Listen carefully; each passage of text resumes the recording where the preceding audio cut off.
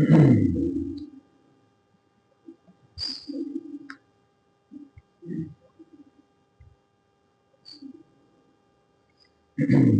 للہ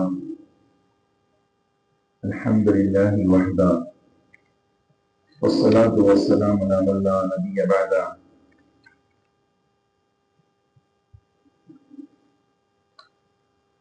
اعوذ باللہ من الشیطان الرجیم. بسم اللہ الرحمن الرحیم.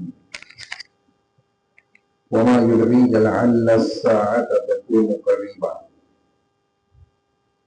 وقال في موضع آخر بسم الله الرحمن الرحيم إنهم يرونه بعيدا ونراه قريبا.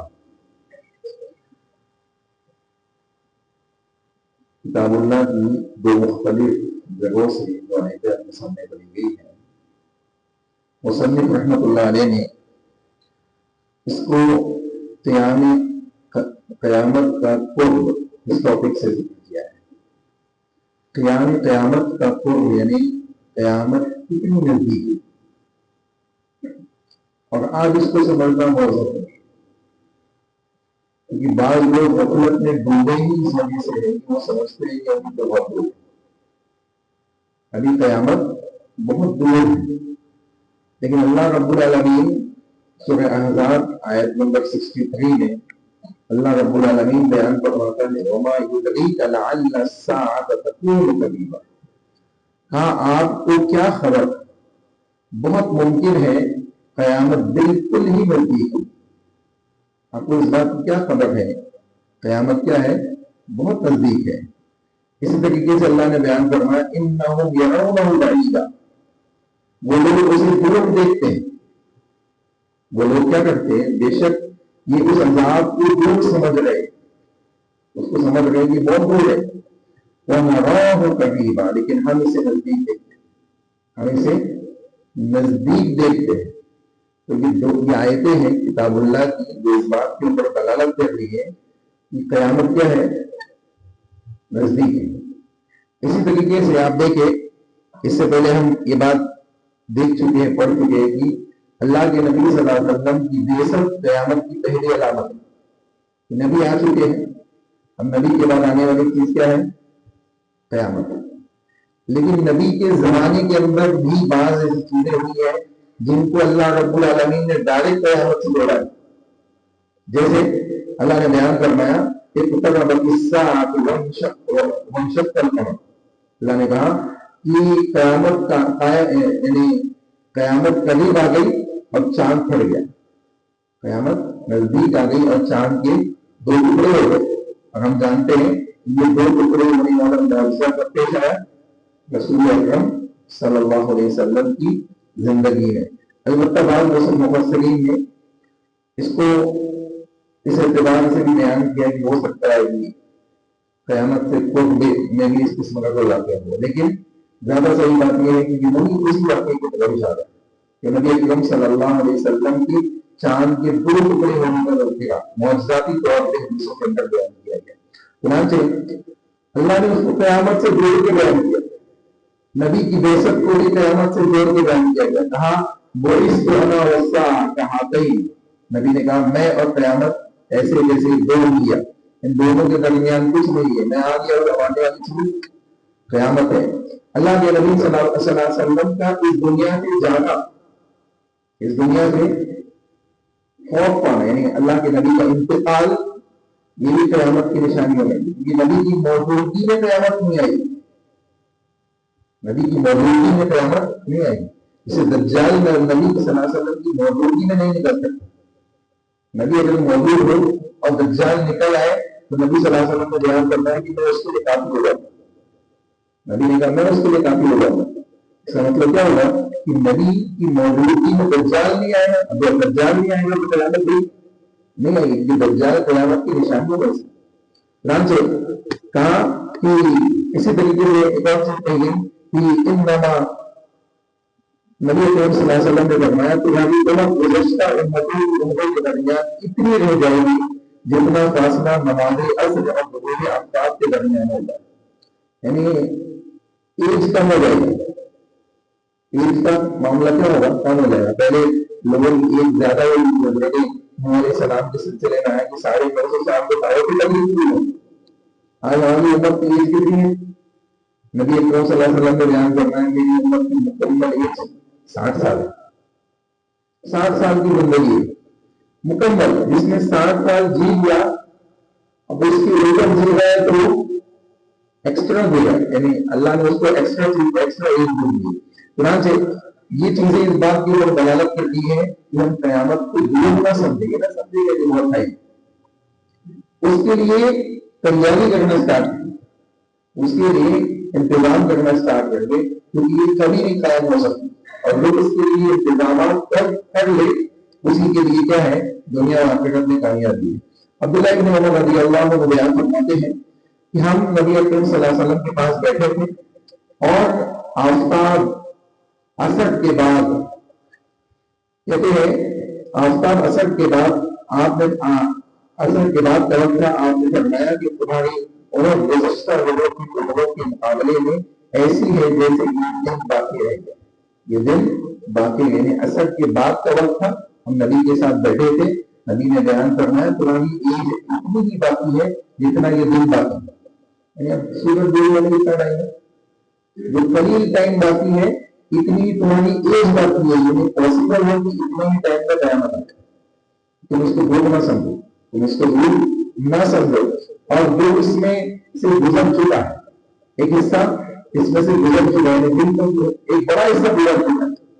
اس بات یہ سمجھے کہ صبح فجر سے لے کے مغرب کا ایک حصہ جس میں سے ایک چھوٹا سا حصہ عصر بعد سے مغرب کے درمیان کا. تو نبی اکرم صلی اللہ علیہ وسلم بیان کر رہے کہ صبح فجر سے لے کے عصر تک کے حصہ گزر چکا ہے دنیا کا. اب بچا کتنا ہے؟ ہم کہاں زندگی گزار رہے ہیں؟ عصر بعد. نبی کے زمانے میں نبی نے کہا کہ ہم عصر بعد زندگی گزارے. اب تو 1450 سال اور مائنس کر لیجیے. اب 1450 سال اور مائنس کیجیے تو اس کا مطلب کیا ہوا کہ ہم بالکل مغرب کے نزدیک پہنچ چکے، ہم بالکل دن کے اختتام پہ پہنچ چکے. تو رسول اللہ صلی اللہ علیہ وسلم نے اس طریقے سے صحابہ کو سمجھایا. اس کے علاوہ قرب قیامت کے متعلق نبی صلی اللہ علیہ وسلم کے ان اقوال کو بھی ہم یاد رکھیں کہ اللہ کے نبی صلی اللہ علیہ وسلم نے صحابہ سے کہا کہ میں نے تم کو دین پہنچا دیا ہے، دین کو مکمل پہنچا دیا گیا ہے. اب جو دین قیامت تک کے لیے آیا ہے نبی نے کہا اب دیکھیں جب الوداع کے موقع پہ رسول اللہ صلی اللہ علیہ وسلم نے صحابہ سے پوچھا کیا میں نے تم کو دین نہیں پہنچایا؟ صحابہ نے تمام کے تمام صحابہ نے جو وہاں موجود تھے کہا اللہ کے نبی کہ آپ نے پہنچا دیا. انہوں نے گواہی دی کہ نبی اکرم صلی اللہ علیہ وسلم نے کہا کہ اس دین کو دوسرے تک پہنچاؤ. کیوں؟ کیونکہ اب اس دین کے اندر کوئی امت میں کسی کو سمجھانے کے لیے اللہ کو بھیجے گا نہیں، کوئی نبی نہیں آئے گا. تو اب یہ شریعت جو اللہ نے قیامت تک کے لیے بھیجی ہے، آخری نبی خاتم النبیین کو بھیج دیا گیا ہے، تو اب تم کیا کرو اس کو دوسرے تک پہنچاؤ. اسی طریقے سے آپ دیکھیں کہ کون چیز ہمیں ملتی ہے صحابہ کے سلسلے میں نہیں ملتی. اللہ کے نبی صلی اللہ علیہ وسلم نے بیان کرنا صحابہ تنبیہون، صحابہ ستارے کی معنی، ستارے کے معنی ہے. اب اگر اس حدیث سے جوڑ لے اللہ کے نبی نے کہا کہ جب صحابہ کو یعنی صحابہ اس دنیا سے ختم ہو جائیں گے تو امت کو وہ چیز پہنچے گی. یعنی پہلے تو صحابہ کے لیے کون امان تھے؟ رسول اللہ صلی اللہ علیہ وسلم. جب تک نبی صلی اللہ علیہ وسلم موجود تھے صحابہ بہت سے خدمت میں محفوظ تھے. جب نبی کا انتقال ہوا تو صحابہ کے درمیان بعض چیزوں میں اختلاف ہونا اسٹارٹ ہوا، اختلافات ہوئے، آپس میں جنگیں ہوئی، بہت سے معاملات ہوئے، بعد میں فتنے پیدا ہوئے. تو نبی صحابہ کے لیے امان تھے، نبی صحابہ کے لیے امان تھے، ڈھال تھے. جب نبی اکرم صلی اللہ علیہ وسلم چلے گئے تو صحابہ کو چیز بول کے ان کو پوچھنے دی. اب یہ صحابہ امت کے لیے امان ہے. جب صحابہ موجود تھے تو امت محفوظ تھی، امت محفوظ تھی. جب صحابہ چلے گئے تو مصیبت کس پہ آنی ہے؟ امت پر. اسی طریقے سے جب ستارے ختم ہوں گے تو کیا ہوگا؟ معاملات یعنی دنیا کی تبدیل ہونے لگی. تو یہی کیفیت رسول اکرم صلی اللہ علیہ وسلم نے صحابہ کی بیان کی کہ میرے صحابہ امت کے لیے امان ہے، میرے صحابہ امت کے لیے امان ہے. جب تک یہ موجود تھے امت بہت سے فکرت محفوظ تھی. اگر فتنے آتے نہیں تھے تو لوگ صحابہ کو دیکھتے تھے، صحابہ کس طرح ہے، صحابہ کدھر ہے؟ جب خوارج حضرت علی رضی اللہ عنہ کے زمانے میں ظاہر ہوئے اور انہوں نے مختلف قسم کے اعتراضات کیے، اور ایک بڑی جماعت تھی جس کی تعداد بعض لوگوں نے 25,000 تک کی، 22,000 25,000 تک کی ہے، ان کو گمراہ کر دیا اور حضرت علی کے خلاف جنگ کے اوپر آمادہ کر دیا، تو دو عبداللہ بن مسعود کچھ ایسے صحابہ گئے ان کو دعوت و تبلیغ کرنے کے لیے، اور ان سے سب سے پہلا سوال یہ کیا کہ تم میں سے نبی کے زمانے میں موجود لوگ، سب سے پہلا سوال کیا کیا کہ تمہاری طرف وہ لوگ کون ہیں جو نبی کے ساتھ زندگی گزارنے والے؟ ان 25,000 لوگوں میں سے ایک بھی ایسا نہیں تھا جس نے نبی کے ساتھ زندگی گزاری، صحابی نہیں تھا، ایک بھی صحابی نہیں تھا۔ تو کہا کہ جب تم میں کوئی ایسا نہیں ہے کہ جو صحابی ہو تو تم کس بات سے صحابہ کے خلاف ہو کے کھڑے ہو، اور تم کس طریقے سے اس قسم کا دعویٰ کر سکتے کہ ہم صحابہ کے مقابلے میں حق پہ ہیں؟ تم نبی کے ساتھ زندگی گزارنے والے لوگ نہیں ہو، اور تمہارے مقابل میں جو لوگ ہیں وہ کون ہیں؟ نبی کے ساتھ زندگی گزارنے والے۔